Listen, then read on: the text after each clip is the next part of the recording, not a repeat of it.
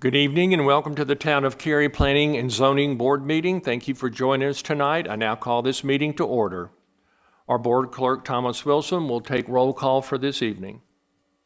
Nobody will not be able to join us this evening. For the record, I will verbally confirm the following board members as present: Sal Camerata, Bojana Etten, Chris Johnson, Mike Roselli, Stephen Crutchfield, Sean McAndrew, Andy Coe, Jeff Moncrief, and Ken George.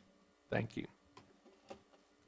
The Cary Community Plan will continue to be the guiding document for this board. Our role is to function as citizen advisors to the Town Council, who will make the final decision on all rezoning activity. Our citizens' opinions based on the Community Plan document play a very important role in advising our town leaders.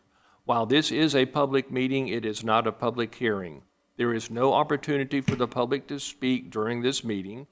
If you have comments about any of the items, we encourage you to reach out to the staff by email or phone. You may also reach out to the board members through email. You may also contact the council directly through email or during any of the public speaks out portions of regularly scheduled town council meetings. These meetings may be streamed live on the Town of Cary website and will be posted to YouTube. All past planning and zoning board meetings are available to view on YouTube as well. The first action this evening is the adoption of tonight's agenda. Everyone's had a chance to look at it. If there are no changes, would someone make a motion to adopt tonight's agenda? So moved. Second. Thank you. All in favor state aye. Aye. Aye. Next item would be approval of the regular meeting minutes from April 15th. The meeting minutes have been posted. Everyone's had an opportunity to check on them and read them. And unless there are any proposed changes, would someone make a motion to approve the April 15th meeting minutes? So moved. Second. Thank you. All in favor say aye. Aye. Thank you. The only case on the agenda tonight is 23 REZ06, Woodfield Walnut Multifamily PDP. Erin Puckett, Principal Planner, will share the staff's presentation. Following her presentation, the applicant will share their remarks. All board members will have the opportunity to ask questions of the staff and the applicant. Thank you. Thank you, and good evening, board. This is a request to rezone approximately 9.19 acres located on Macedonia Road, east of Walnut Street. The site is an assemblage of 4 parcels with frontage on Walnut Street, Macedonia Road, and Jones Franklin Road. As seen in this aerial, there is a large pond covering much of the site, which would need to be drained in order to develop the parcels. There are also existing detached dwellings on 3 of the parcels. This site was also under consideration for a previous rezone Z30 for a multifamily project with a large amount of surface parking. That request had a public hearing in September 2020 and was ultimately withdrawn due to inactivity. Cary's GIS indicates a large stream buffer on site, which is associated with the existing pond. Our staff believe this is a farm pond and is likely non-jurisdictional and may not be subject to stream buffers. However, the applicant would need to have the State Department of Environmental Quality confirm this prior to or during development plan review. The site has a short frontage on Walnut Street, which is already built out to its 6-lane cross-section, for the street side trail along the site frontage, which would be completed as part of this development. Jones Franklin Road is currently a 2-lane roadway, but is designated as a future 5-lane thoroughfare on Cary's future roadway widths map, and Macedonia Road is a 2-lane collector. Go Cary Route 1 currently serves this area with stops nearby on Walnut Street at Macedonia Road and at locations along Jones Franklin Road. A bus shelter pad and bus pull-off is proposed to be provided with this project along the Jones Franklin Road frontage. The Parks, Recreation, and Cultural Resources Master Plan does not propose any parks or greenways within or adjacent to the site. However, a street side trail is proposed along the section of Walnut Street along the site frontage, which would complete a gap in the trail network along this corridor. The site is split zoned, with the majority zoned residential 40 and 1 parcel zoned general commercial. And the applicant proposes to rezone the site to mixed use district, or MXD, with a preliminary development plan, or PDP. The applicant has also offered a number of conditions for development of the site, which include limiting the project to multifamily and accessory uses at a maximum of 330 units, or approximately 36 units per acre, and has also offered a minimum of 5% of the units, or approximately 17 units at full build-out, as affordable to renters making 80% of area median income, or AMI, for a period of 30 years. The units would be in a building with a minimum of 4 stories and a maximum of 6, or also a maximum of 75 feet in height. And the applicant has committed to providing a minimum of 12,000 square feet of community gathering area, which is 10 times the LDO requirement, providing at least 60% of required parking in parking structures, as well as at least 25 electric vehicle charging spaces, with conduit for 25 additional spaces. Wrapping at least the first floor levels of the parking structure with residential units, where otherwise visible from one of the 3 adjoining streets. And while the final location of the deck may shift slightly, wrapping would likely be applied to the facades shown here with that dashed line. Providing perimeter buffers ranging from a 10-foot wide type B to a 40-foot wide type A, where adjacent to the detached residential use to the north. This exceeds the LDO requirement, as perimeter buffers are not required within a mixed-use overlay district. And providing a number of architectural commitments, including increasing the minimum masonry percentage from 35% to 40% on street-facing facades, prohibiting vinyl siding and concrete masonry units, and providing variations in roof lines and facades to help break up building massing, as well as offering residential balconies for at least 50% of the units. A number of transportation conditions are also offered, including improvements at the site access points on Macedonia Road and Jones Franklin Road, street side trail along the Macedonia Road and Jones Franklin Road frontages, which is an increase to the 5-foot wide sidewalk that would otherwise be required, and in addition to the required street side trail along Walnut Street that I mentioned previously, as well as a mid-block pedestrian crossing on Macedonia Road, and a bus shelter pad and a bus pull-off along the Jones Franklin Road frontage.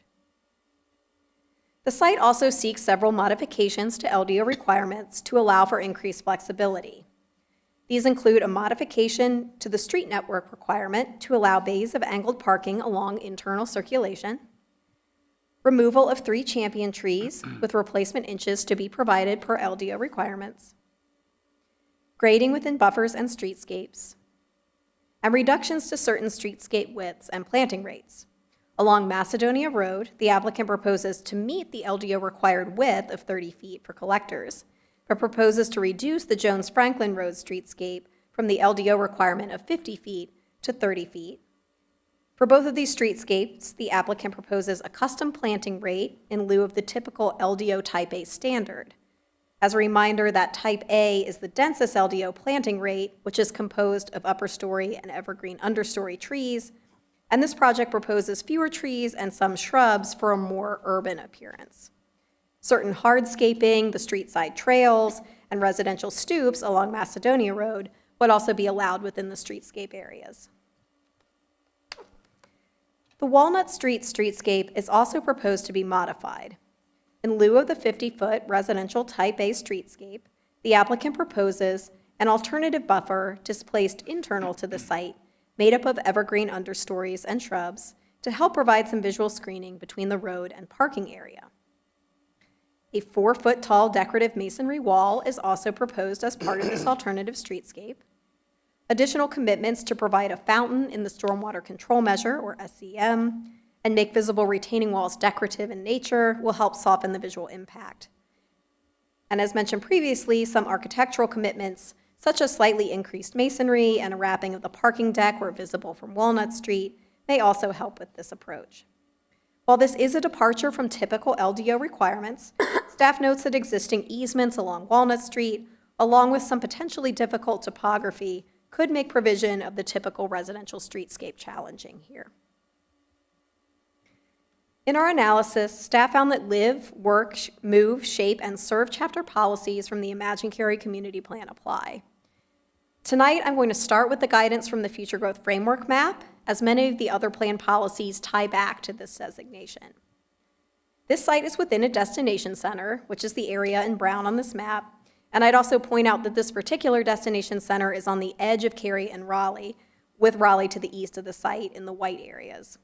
Destination centers generally support multifamily development, and the plan also notes key site design guidance within destination centers, which includes pulling buildings up to the street, and in this case, the PDP indicates the building will be pulled up to that intersection of Jones Franklin and Macedonia Roads, providing structured parking, and again, in this case, at least 60% of the parking for this project will be within a structure, constructing taller buildings of 3 to 7 stories. With this proposal, there would be 4 to 6 story buildings, providing for a well-defined street network as well as pedestrian connectivity.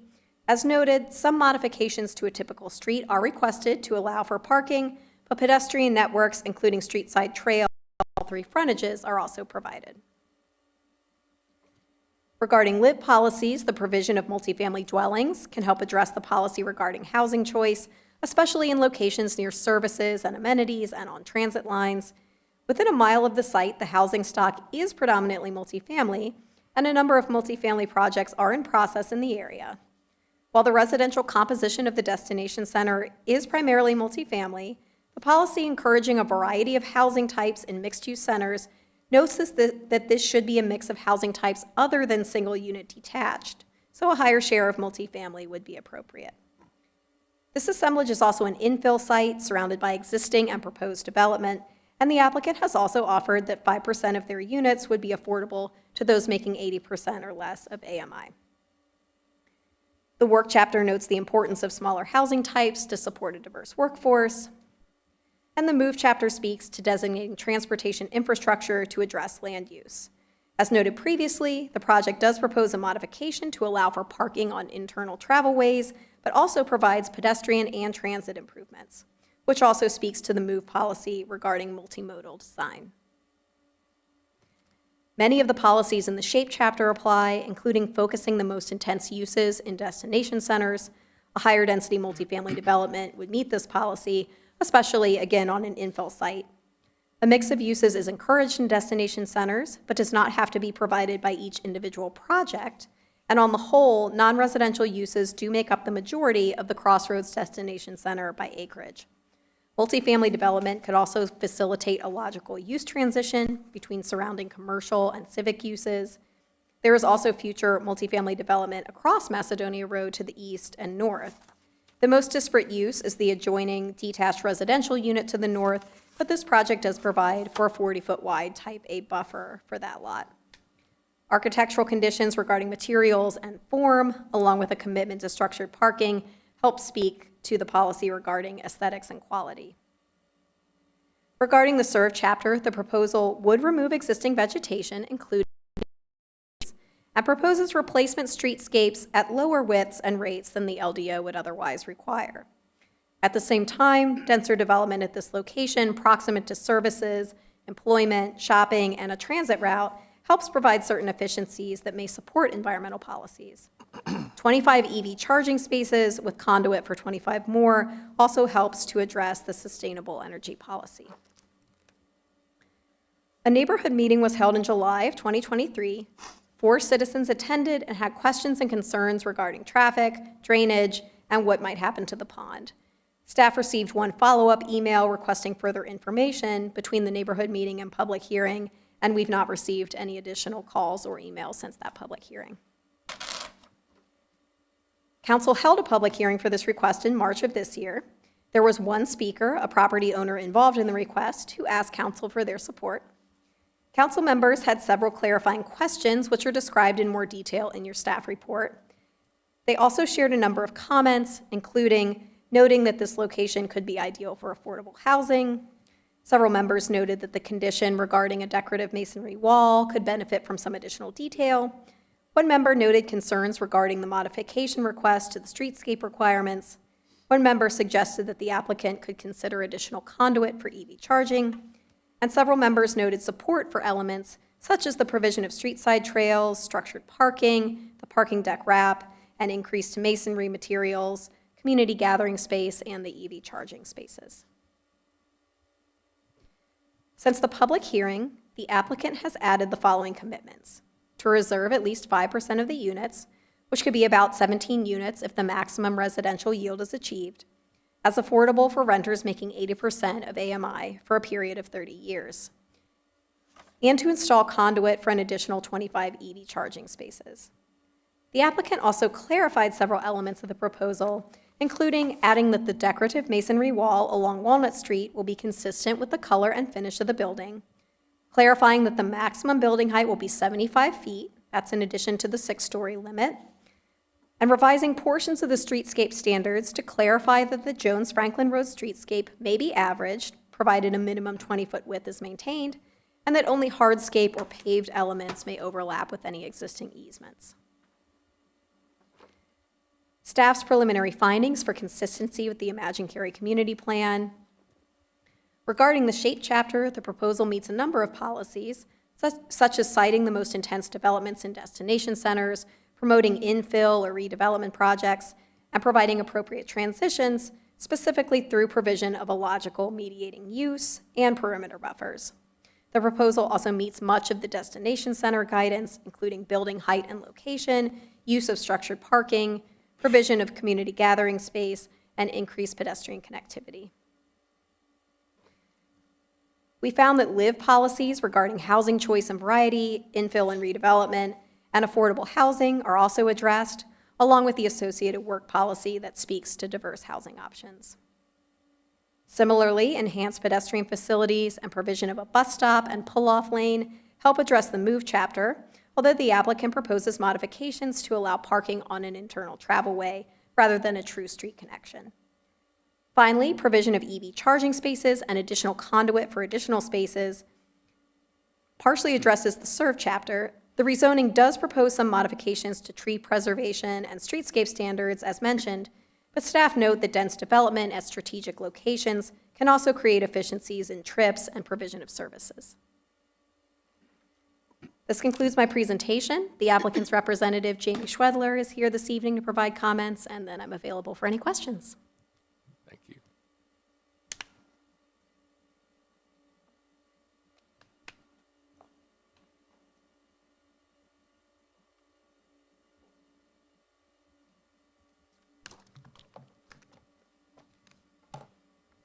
Good evening, Chair and members of the Planning and Zoning Board. I'm Jamie Schwedler with Parker Poe at 301 Fayetteville Street, here on behalf of the applicant Woodfield Development.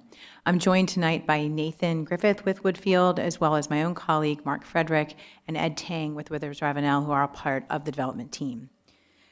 We appreciate very much the work that staff has put into this case. It's taken them a long time to review because there's so much to absorb, not only in what you see before you, but the history that this case took long before we're before you tonight. And as a result of their work and the commitments that we've made in responding to that work, this case received the most glowing impact and glowing feedback from council that I've ever seen in a multifamily case in Cary. That is also in part to the development team listening carefully to what the prior council had said when this case came forward with another development team in 2019, and that case was withdrawn. We listened to those comments. We came back and met them and what council. We went above and beyond with additional comments that the council encouraged since that time that the case was withdrawn in 2022. So in 2019, I'm going to talk a little bit about the history because it explains why we made the commitments that we did and what council told us they wanted to see. That case involved a different applicant team. It had 275 surface parking, garden-style apartments, no bus shelter, no specialized amenities, and aspects that did little to meet the intent of the destination center, which, as you know, and as Aaron eloquently stated, is where Cary really wants to see the most intense development, the most residents be placed near services that already exist with the bustling center. And so at the public hearing in 2020, the council gave very specific feedback about what they wanted to see in the case that was before them at that time. They wanted to see structured parking, not a sea of parking. They wanted to see additional masonry standards, and they wanted to see a better plan. The case was withdrawn in 2022 before it ever reached this board, and we submitted the new request in April of 2023. With a fresh set of eyes from Woodfield, the opportunity to learn from that earlier council feedback and the previous case, and the work with staff for nearly a year, the result is a plan that delivers on all those things that the council asked that prior team to consider and more. It's 330 multifamily units, so the density that the destination center really invites to offset the growing need for residential uses in Cary, where the Imagine Cary instructs those residential uses to be. And you've seen other cases deliver multifamily in this proximity. It makes a commitment to structured parking, so not only just a hope of structured parking, a major and costly investment that 60% of the parking on this site will be included in a structured parking deck. That's not something you see in many cases, but it was because of that direct feedback we heard from the prior council. Not only will you have the commitment to structured parking, but you'll have it wrapped in either units or anything visible from Walnut Street, Macedonia Road, and Jones Franklin Road will be wrapped in units, and where the deck would be otherwise exposed, we'll use materials that will simulate a building, so you have a very important attention paid to the aesthetic from all of those visible areas. Again, responding to the structured parking and then going above and beyond to meet the current needs for Cary. The architectural conditions were added to increase the masonry to 40% on all street-facing facades, which is 3 out of our 4 facades in this particular case. Again, not something that you typically see. And modulations for building facades, limitation on building materials, the additions of balconies to give that structure and depth as you approach the building from all sides, because it is a visible corner. And 50% of the units having a balcony of at least 3 feet, 8 inches in depth. The customized streetscapes that Aaron spoke about are much more urban and pedestrian friendly than you normally see. That was based off a staff comment to kind of have us explore an urban streetscape. As you can see on the screen, Macedonia Road is a fairly standard streetscape, but Jones Franklin, standard streetscape, I guess, width or consistent, but Jones Franklin really tapers to a point, and there's 2 reasons for that. For the type of intensity and density that council wanted to see on this site and the structured parking, we had to go with the wrap structure, and that pushes the limits of the building away from Walnut Street and towards Macedonia and Jones Franklin Roads. Then when we incorporated the feedback from staff to include a bus shelter on Jones Franklin Road, which you can see in the hatched area there leaves very little room for a streetscape area. And so staff asked us to explore what that urban streetscape could look like as we're narrowing and averaging the width. And so that's how the modifications came to be. And they're really productive ways in order to incorporate built materials as well as landscaping materials in an innovative way. On Walnut Street, we understand the importance of the view shed into the property. So from that approach, on this slide, I'm going to try to turn to 15, if I can. There are some site constraints that really explain how that modification came to be. And let's see if we can get that note off. Maybe not. On that Walnut Street approach, you can see that there are several notes that saying Town of Cary variable width easement and the SCM. The SCM is where the pond, our water treatment pond would need to go. But most of what you see there between the blue line for the decorative wall and that note that says Town of Cary variable width is an easement for that the Town of Cary owns to deal with stormwater and drainage in that area, which means that we can't put a streetscape, we can't put plantings in there because it would interfere with the terms of the easement and the drainage facilities that easement is purposed for. So we just simply cannot put a streetscape where your code otherwise would want a streetscape. So what we did was include that decorative wall there in the blue line and then push the streetscape to the other side of the pond. Amount of commitments that deal with if there's a retaining wall, the retaining wall should be treated in a way that's decorative. The fountain will have the ponding and different elements that deal with the materials of that wall, recognizing that given these constraints, we simply can't deliver what the code would otherwise expect, but we recognize that there's an aesthetic here and we're trying to go above and beyond what Cary standards would be for the earlier case and certainly for today. You don't see many streetscapes that deliver in this way, and it's a very nice quality with significant standards. On the Macedonia and Jones Franklin roads, again, we kind of leaned into those site constraints and came up with those urban standards, and that's why you see those deviations and modifications from the code. We also added commitments to respond to what council had emphasized since 2022, the 25 EV charging spaces, the bus shelter and pad reserved along Jones Franklin with the pull-out lane, 12,000 square feet of community gathering area, and a mid-block crossing that will be provided along Macedonia Road, which will increase connectivity to the other projects that the council has approved in this area as the street develops over time, and eventually connect those folks down to be able to use the bus shelter on Jones Franklin.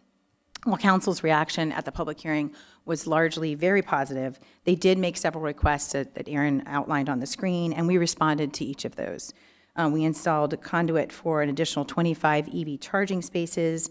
We clarified the streetscapes and decorative masonry on Walnut Street that was requested, and we added a new significant commitment for affordable housing. That was a request that we heard resounding throughout the council, and we added 5% of units that we reserve for renters at 80% AMI for 30 years, a significant offer, and that responded directly to council's invitation in that case.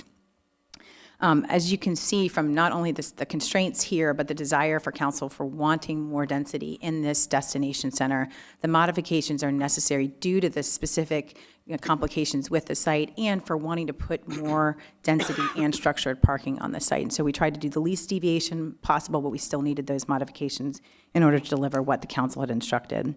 And as a result, this case is even more in line with the Imagine Cary plan, and the policies strongly support additional density in this area.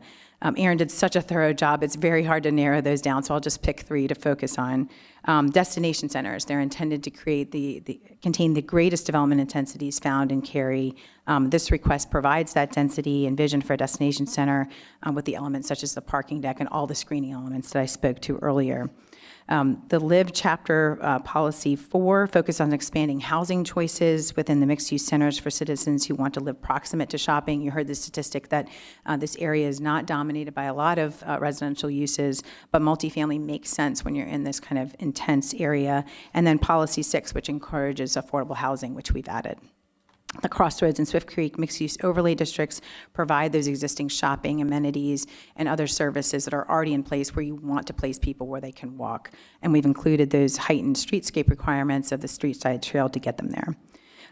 SHAPE Chapter Policy 2 encourages placing the higher density development within select number of targeted areas, such as destination centers. This is squarely within the area and vision for higher intensity, and the design commitments that we've committed to in the PDP bring not only this level of intensity, but the level of architectural quality and detail that the town has come to expect. We appreciate the council's comments in the past, this board's attention tonight, and we're happy to answer any questions about this case as you move it forward. Thank you. Thank you. Okay, now is time for the board members to ask questions of staff and the applicant. And I just will start off with a clarification. Since this is a destination center, I think, so the plan basically gives it, I'm not going to hate to use the word exemption, but it allows for basically building right up to the sidewalk or the road. Is that pretty much right, or? So it's sort of the destination center that's helping enable that in combination with the mixed-use overlay. So that's what allows them to opt for the MXD zoning that is one of our flexible zoning districts. The expectation being it allows flexibility, so modifications with commitments to other things like structured parking. And this would be kind of a more urban vibe by having it this close to the Yes. roadway, if you will. Yes. Okay, and then, so you're going to have the Walnut Street, a sidewalk, 15 feet, then the decorative wall. Is that right? Am I saying that right? Or is it from 15 feet from Walnut? So there will be a street side trail along Walnut, so that'll be that 10-foot wide trail. I'm not sure that we know exactly where the wall will go in relation to that trail. It'll probably only be a couple feet separated from it due to the easements that the applicant spoke to that are in that same Okay. area. So really, you're going to have the feel that is right on the, It'll be very close, right? yes, right, due to okay, the all right, easement all locations. right, very good. Next question or point is on the, and maybe this isn't for you, I don't know, the parking deck. The parking deck is going to be, do we know where it's going to be? Is it closer to Macedonia? Is it by Jones Franklin? Where's the parking deck? So based on this layout, and again, the layout is somewhat approximate, but you can kind of see, and maybe you can see my arrow on the screen, You can see where sort of the entrance is shown into the parking deck. Ah, okay. So our expectations that the parking deck is probably in this area. But again, that could shift a little bit at time of development plan. This is a conceptual. Right, I'm just approximately. Yes. And then we're calling it wrapped, but basically, what does that mean? Does that mean there's going to be a solid wall, or are there bars? What are you going to see when you look up to the parking deck? Is it, So when they talk about the first 4 levels being wrapped with residential units, that means that the parking deck for those first 4 levels wouldn't be visible. There would be residential units along those sides. Then for anything above those first. okay, I got you. So if I'm looking, I won't even be able to see, when I'm envisioning, you don't want to see cars Right. parked on You'll the be parking looking deck. essentially at the residential units. So you Kind of won't be- similar to okay. next to the library downtown, where they now have the residential units that wrap part of the parking deck. Correct. But you wouldn't want, but we won't be having something where, from any of these roads, that you can see cars up on a deck, that they'll So be just blocked. a slight clarification, so the first floor level, I keep saying floor levels, first 4 levels will be wrapped with residential units where they're visible from the road. Gotcha. If the parking deck goes up to 6 stories, there's not a requirement that they wrap those top 2 stories, but they've added that requirement that they'll be designed to look like the building.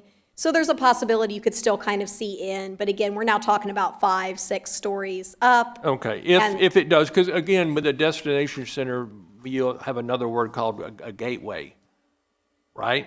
So if you have a gateway, to me, you don't want to see cars in a deck. Right. Deck's fine, but there should be something solid, not where you don't see cars. Because it's the first thing you see, you're driving in Cary and, Okay, got it, thank you. Thank you. Thank you. A question for the Macedonia Street, the planting rate, why the reduction in density? Because it's still going to be 30 feet in accordance with the LDO, so why are they requesting a lower density? Because with Yeah. everything else, it just, conforming to the density just seems to make sense. Right, you're talking about the density, the plantings for Yes. that type A standard. So the reason why they're proposing an alternative planting rate there as well is because there are these other hardscape elements that can overlap. So for example, the 10-foot wide street side trail can overlap. The residential stoops can actually project on that Macedonia Road side into the streetscape. So it would be tight still to fit a type A planting standard, knowing that the trail, some hardscape elements could overlap. The actual planting width will likely be less than 30 feet. All right. And then where's the 5% affordable units? Why that number? Why not another number? I will let the applicant speak to that. That's okay.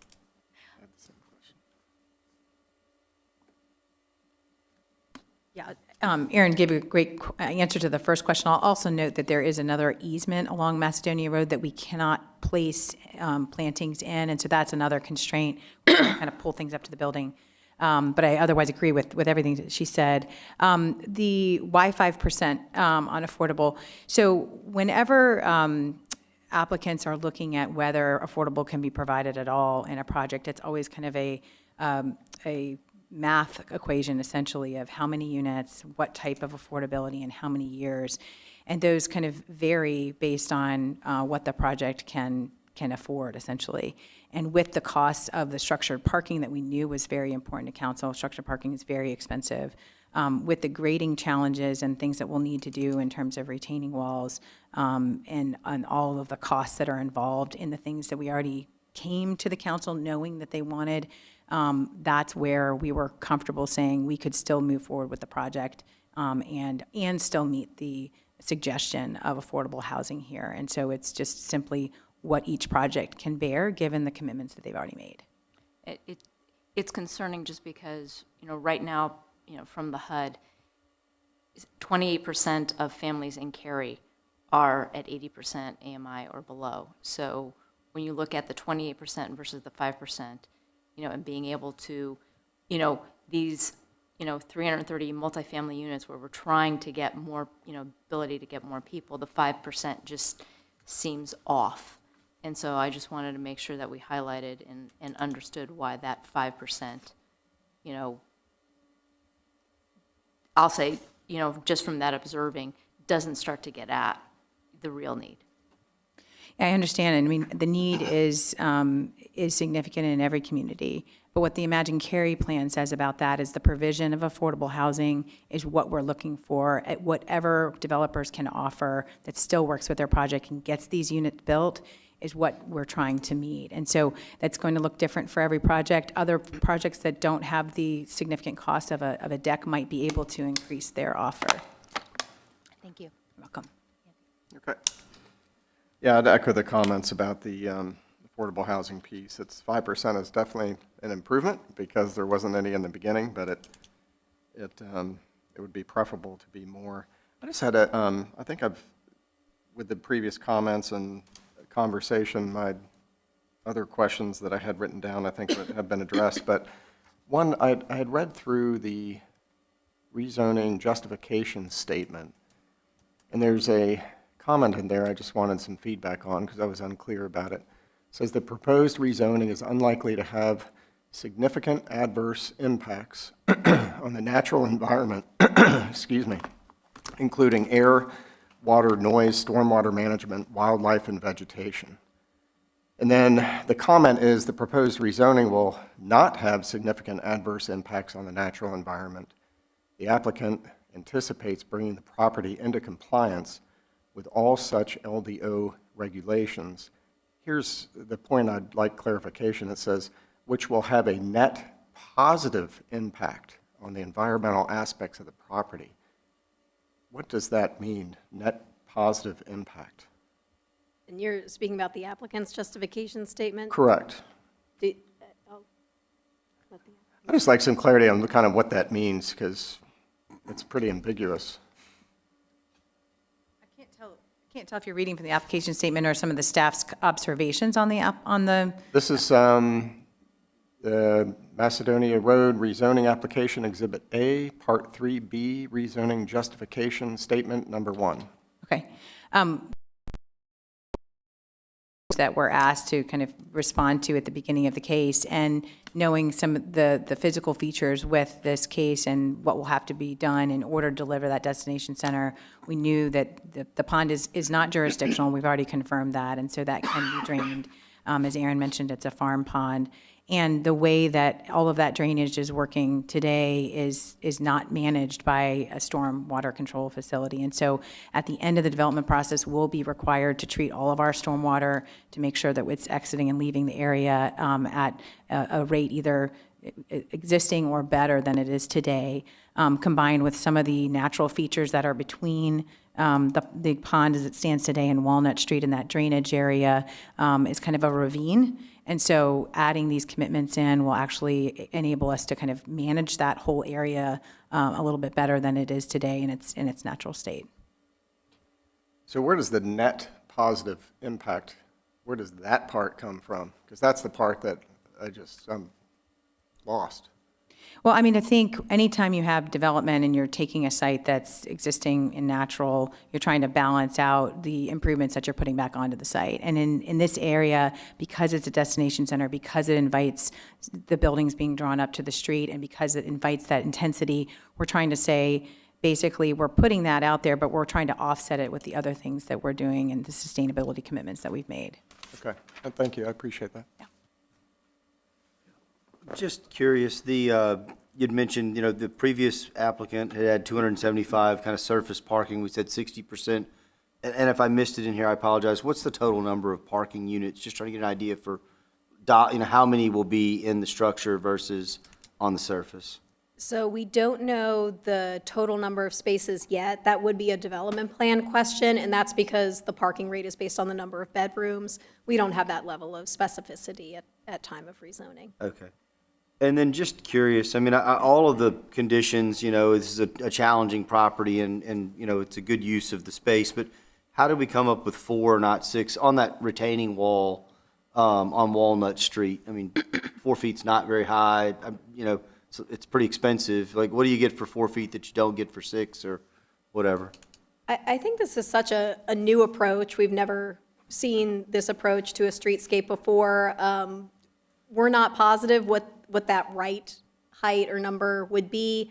I think from staff's perspective, having something that, where it is providing some screening, but not necessarily looking like a wall that you can't completely see over, 4 feet to us felt like a good balance. That was something the applicant proposed, and we didn't see any major issue with. I can't speak to how they arrived at that number, but staff didn't see a major issue I got with, you. not completely walling it off. Understood. Yeah, I just was curious. I think those are the primary things. Everything else has been addressed previously. Thank you. Maybe, would Ed Tang be the one to talk about the wall or the design stuff? Is that part of Withers and Ravenel? Or was that, if it's not, that's okay, I just wondered. He's sitting up there, that's why I wondered. Poor guy.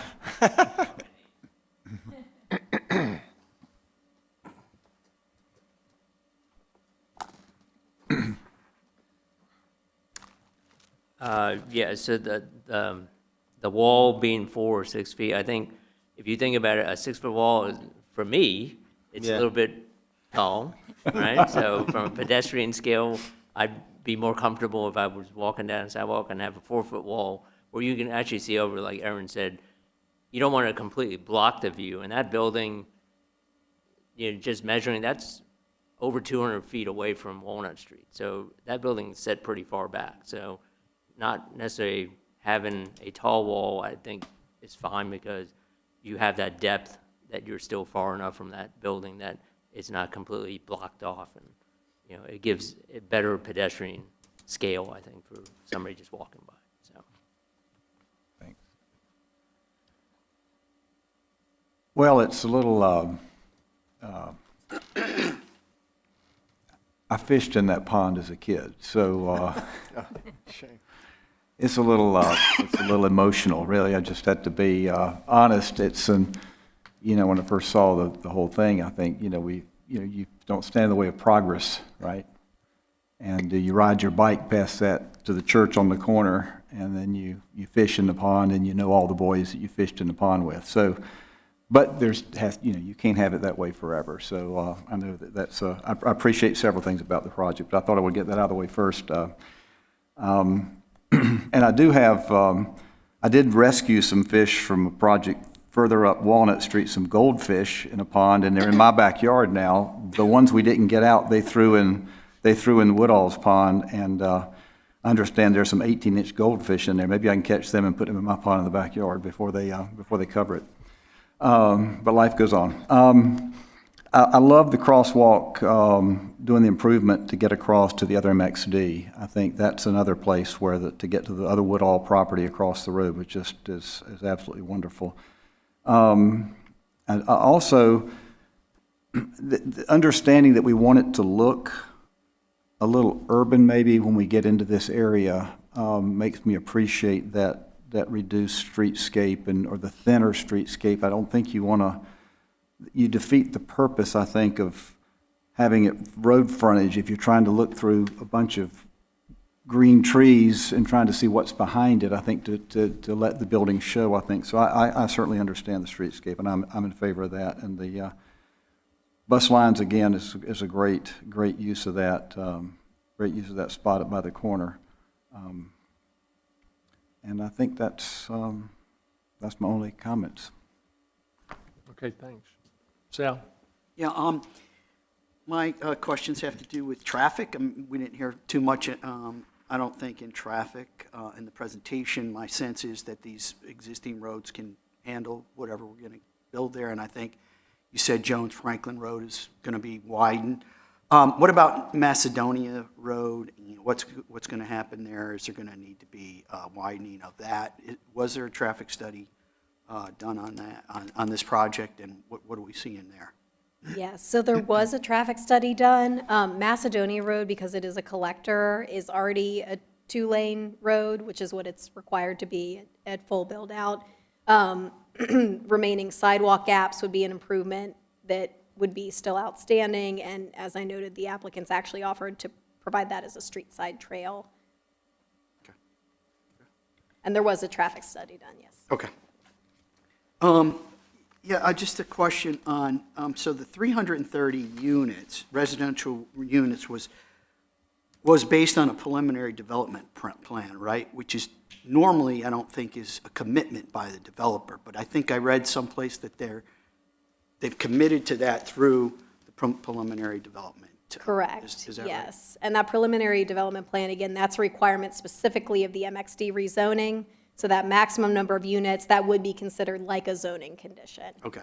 So if they wanted to change that, they would have to do a rezoning? Right, if they wanted higher density, they would have to come back and do a rezoning.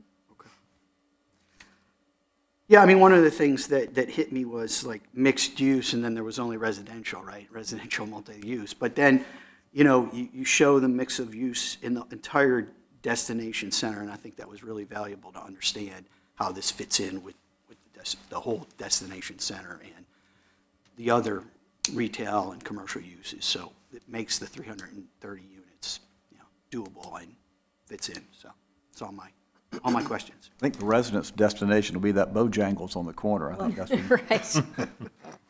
So I'm kind of have a few questions about that Walnut Street and the way it's it's going to be closed off with a wall, and there's no access from 300 units of people. Walnut Street is a very it has pedestrian access. It has a walkway. People can go to Target if they want to take their bike. A kid can, and right now there's no access to that. You have to go all the way around. You have a Harris Teeter, you have a Starbucks, you have, a crosswalk with a light that people can use. So if you're talking about mixed use and making an urban infill that's going to be kind of great for growth and development, and encourage people to maybe bike places and use less cars, use the, buses, I would love to see like some connection to Walnut Street and not just the wall, because that feels very kind of separate, especially for something that's 300 units. So that's a question, like why is that not maybe a variance to just allow a little pedestrian access or something? And I could probably have the applicant speak to it more thoroughly, because Yeah. I'm not an engineer, but I will say, and you can kind of see on this layout, because that is a low spot, because there are topography issues in there, I believe part of the constraint there is just having to make that large topo change with some type of direct pedestrian connection. So it will be tying in with that sidewalk. You can kind of see the stub to the north in this image. There will be sidewalk that kind of stubs through. There will be some access elsewhere. I think the primary challenge with having a direct connection from this building directly out to Walnut Street is the topo, but I might be able to have the applicant's team clarify. Yes, Aaron's exactly right. That faint middle line you can see on the screen there. Let's see if I don't know where my mouse is. There we go. This, right through here, from this spot on Walnut to just about here, I just confirmed with Ed Tang, is about a 15-foot drop. So this area that I mentioned, this is where like the bottom of the ravine is. And so all the water is going to drain here naturally, and so we have to site the pond here. And then if you tried to make any kind of connection, you'd be in a ramping kind of ADA situation to try to get back up to this area. And so we really wanted to pull the building over here and focus on these streetscapes. But as Aaron mentioned, there'd still be access to get to this area. And then with Ed's comments about the 4-foot wall, the wall is necessary, not necessarily to wall people off, but to make sure it's safe and that people aren't falling in. There is a very steep slope there today, and they think this will make a much safer connection. So my follow-up question is, we're filling in that pond, so we're moving a lot of dirt and stuff, so we could potentially have graded something to create some connection, because the other, you have lots up and down that, are accessible from the street. So if all that work of grading and finishing and filling the pond is happening, could that be in some way done? It's a great question. In this case, it couldn't, because that area that I mentioned, that's the 15 feet, is the town of Cary's easement. So it would be on them. well, we can't, we have to work together to make sure that we're not infringing on their easement rights for their utility. So it wouldn't be a situation where, and I think part of the utility of that easement is drainage. So it needs to, it's draining, it's Okay. intentionally sloped that way to drain to a low point, I think, from some of the water across Walnut. So it's not a situation where we could fill or we would destroy the purpose of that easement. Okay. So I think that was my biggest concern. The other thing is looking at the building, and you have courtyards in there, right? Is that the thought? You guys are, taking out champion trees, and those, have a lot of leafage and it's green. Courtyards are not going to get the same kind of growth, obviously, of planting or sunlight coming down, especially if it's 6-story, 7-story building. What were the thoughts on like creating that green space? I appreciate that, units are going to have some access to daylight from different sides, but having a deep well, almost like courtyard, instead of maybe creating a more communal space that's accessible from, let's say, Macedonia Road or something like that. Do you want to speak to that, or? I mean, I know part of the design was the constraints when Aaron explained where the, sorry, I'm not working the mouse correctly, where the parking garage was likely to be is where we've designed that with the access in, which leaves kind of these areas for the amenity space. Ed? So is your question, I'm trying to understand your question. So yes, these are courtyard spaces. There's white areas in between here. So these would either house the community amenity for the pool and any other resident amenity package. So those likely would be outdoor spaces. We are proposing a public space out here in this corner that was very important that we heard from staff during our plan review process, which is a public community gathering space that residents and the public can use as well. So I'm not sure if that answers your. Well, I was just kind of looking at the fact that I still have, I think, a little bit of a problem with how much green space we're getting. Obviously it makes sense, mixed use, but you're taking off champion trees, you're reducing the LDO. Like, what are we putting back in? And it seems like it's, I don't know, I feel like the space could use a little more commitment on the green side, but that could just be my personal view of it.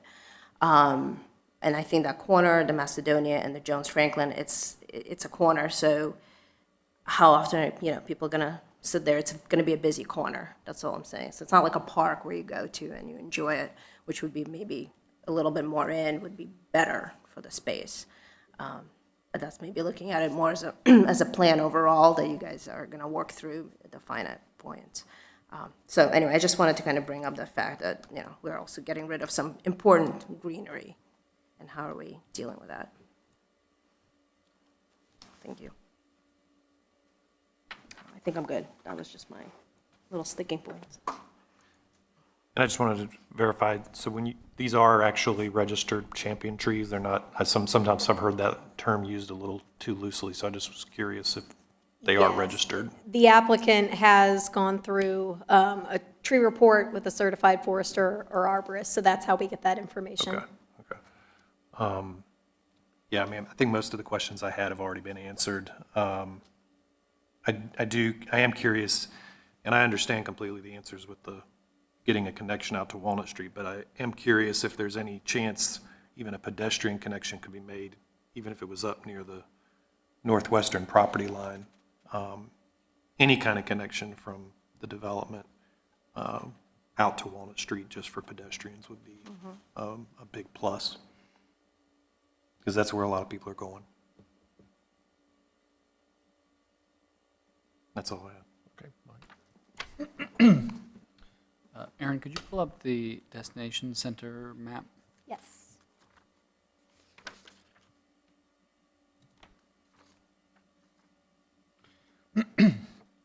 So we've got Raleigh basically right there at Jones Franklin. Yeah, I see that Macedonia and Jones Franklin is a very prominent corner as we're entering the destination center. And I think I understand that that was maybe why staff wanted a specific public gathering kind of space at that corner. Are there any specific requirements or provisions for like a landmark or monumentation to kind of signify you're now kind of entering Cary, entering that Not destination center? specifically, not at this location, but we felt that that was a prominent corner, especially because of the limited frontage on Walnut and the topo challenges, that this felt like a prominent corner, that there should be a gathering space, a building pulled up, those types of urban design elements that the destination center speaks to. And the specific modifications that are being requested, are they linked to this applicant? Yes, so they're linked to this rezoning. They would run with the land just like any other rezoning approval if it is approved. So to change those modifications or to change the zoning conditions, they would have to come back to a rezoning. Thank you. Follow. I do want to ask then, I saw MXD to the north, gosh, I'm constrained. Is this north-south map? Am I looking north-south? Does Or is this it not? help? Is it tilted? Is it really north? Is true north up? Yes, this is Okay, oriented north. Okay, Yes. okay, then, so this MXD that's already there has not been developed to that degree?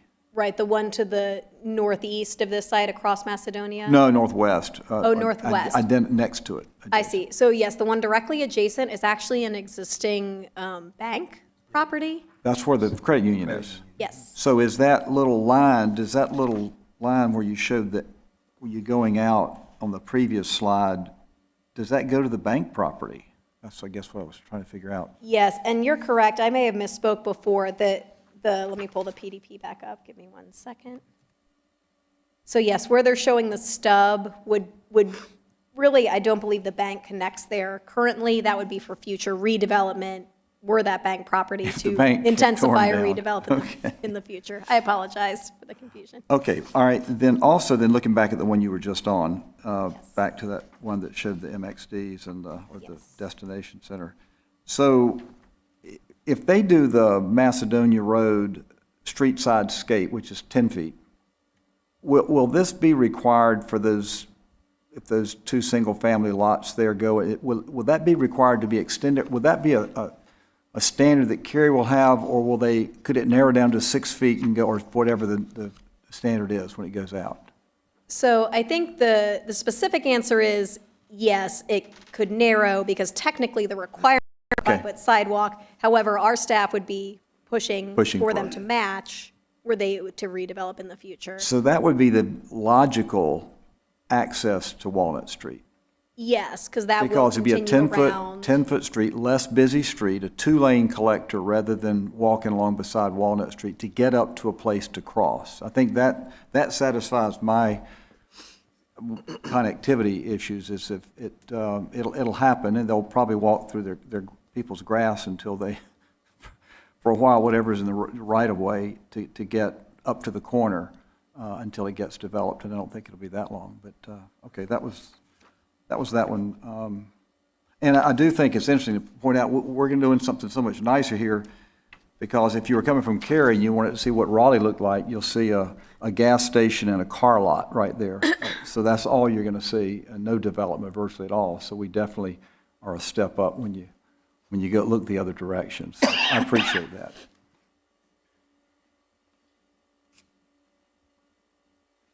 Okay, with that, we will close the questions from the board and move to motion.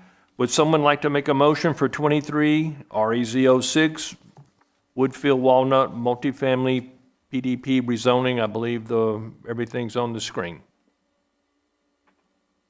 Yeah, I'll make a motion. I move that the board find case number 23 REZ06 is consistent with the comprehensive plan and all other applicable plans for the reasons set forth in the staff report, presentation and discussion by the Planning and Zoning Board. Would someone like to second? I'll second. Okay, thank you. Jeff, go I ahead. mean, I think, not knowing all of the history being, on the board subsequent to the prior, case, these guys have made a lot of changes. This is a destination center. The density is what we're looking for. I too had some, mixed use, and it's not necessarily mixed use, but the adjacent areas are. And so, development is change, and change is not always easy, but I believe that these guys have incorporated as much as they can. They've, gone above and beyond with some of the design elements. And as such, I think it's as good as you're going to get with a challenging location, challenging lot, all of those things. So that's why I moved to find it consistent with the plan. And then the live and the work, all the things that were addressed specifically I feel like they resonate. Perfect. Chris? any No, I think he hit it all. I think it's a lot of development in a relatively small area, but it's given, it's checking a lot of boxes, and it's going to be a great destination center, so. This is I do remember the prior request in this site, and this is a massive improvement over it. I think the board members tonight have come up with a lot of very excellent comments and things that can be taken away for consideration, but this is hugely improved over what was presented to us whenever that was, 2019, no, I don't, whenever it was. This is a big heck of a lot better. Any other comments from anyone else? Okay, having said that, all in favor, say aye. Aye. Any opposed? Carries unanimously, thank you. We don't really have any new business tonight, so having said that, I appreciate everyone coming, and meeting is now adjourned.